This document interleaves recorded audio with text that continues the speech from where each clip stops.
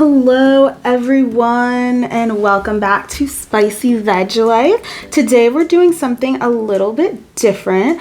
I am going to give you guys tips for grad school because I know I have a lot of friends that are thinking of going to grad school, and I just want to give them the advice that I wish that I had before going in. And of course, we're going to keep it spicy with some food. I have some Chinese food and some sushi. This is broccoli and carrots and garlic sauce, and I told them to make it as spicy as possible.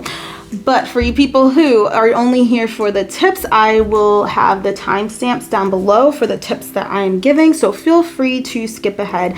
But I'm going to be eating this while also giving you guys some tips. Alright guys, so this isn't in any particular order, but tip number one that I'm going to give is look for scholarships. So when it comes to paying for grad school, it's super expensive, so much more expensive than undergrad is. I feel like it's harder to find scholarships, but if you can, take advantage of them and look for them. There are a whole bunch online. Sometimes the schools have some and will send emails, but do your best to find scholarships because it will save you so much money in the end, and it will definitely be worth it. Tip number two, going off of the scholarships, you guys should also try to find graduate assistantships. I know not every school has it, but if you can find it, especially if you're going full-time, I'd recommend a graduate assistantship. At my school, they would cover most of your tuition by the credit, but they would cover a lot of it, and then you also get paid as well. So even though you don't get paid a lot, they're covering a lot of your tuition, so you won't have to take out as many loans. And if you have the scholarships on top of that, that's more free money towards your education. So you should definitely look for graduate assistantships as well. And it helps if it's related to the career field that you want to go in, because there are some that are random and then there are others that relate. So then you have a win-win right there. Number three, another important thing to consider is if your program is accredited or not. Now, of course, it depends on what type of program you're going into. I went into school psychology, so there are programs online that aren't accredited and there are shorter programs. My program was accredited. If it wasn't, it would be so much harder to try to get a job and to get, honestly, anywhere in state or out of state, because if it's accredited, they know they're looking for a certain amount of classes, a certain amount of credits. So it just takes away a lot of headache that could be caused later, and it might be more expensive, but honestly, you'll probably end up spending less in the long run. So definitely find a program that's accredited.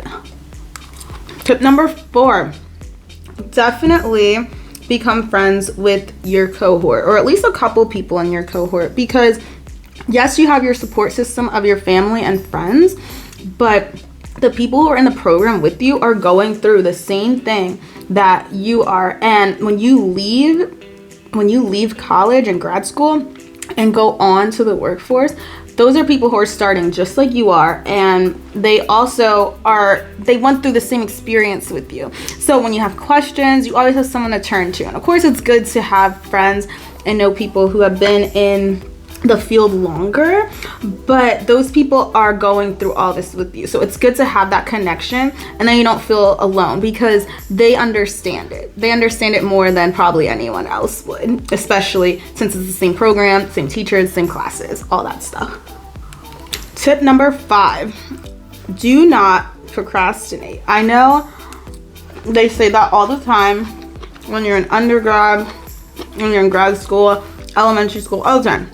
Don't procrastinate, but seriously, don't, because if you do, it's going to make things so much more difficult for you, because there are deadlines and they're more strict, and the work is different than undergrad. Because in undergrad, I feel like, sometimes there's leeway and it's more like papers and tests and projects.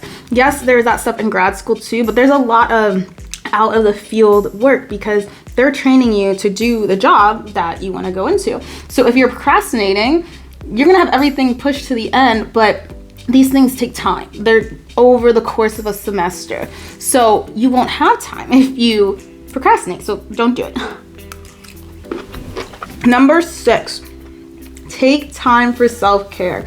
There are so many people that just work.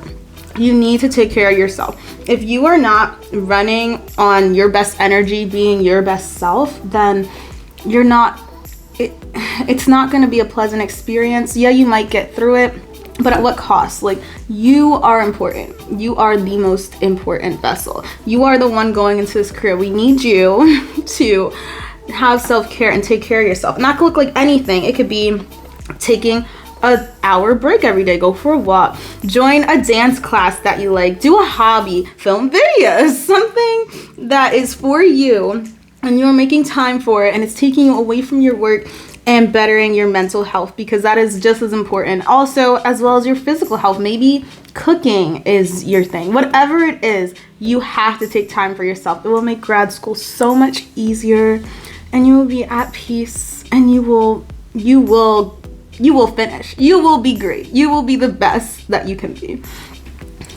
All right, everyone. My final tip, tip 7. Again, these are not in any order, but for me, this one is very important. Plan. You want to plan in advance what you're going to do. You get your syllabus in the beginning of what's happening and plan for the future.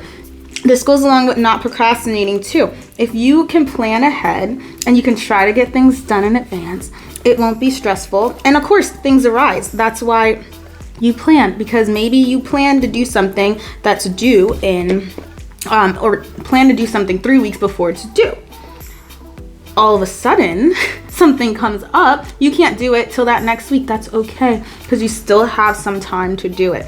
But you have to have an idea and structure of how everything's gonna go. And this is also good for the workplace, because you have to plan, at least in my career as a school psych, you never know what's gonna happen in the day.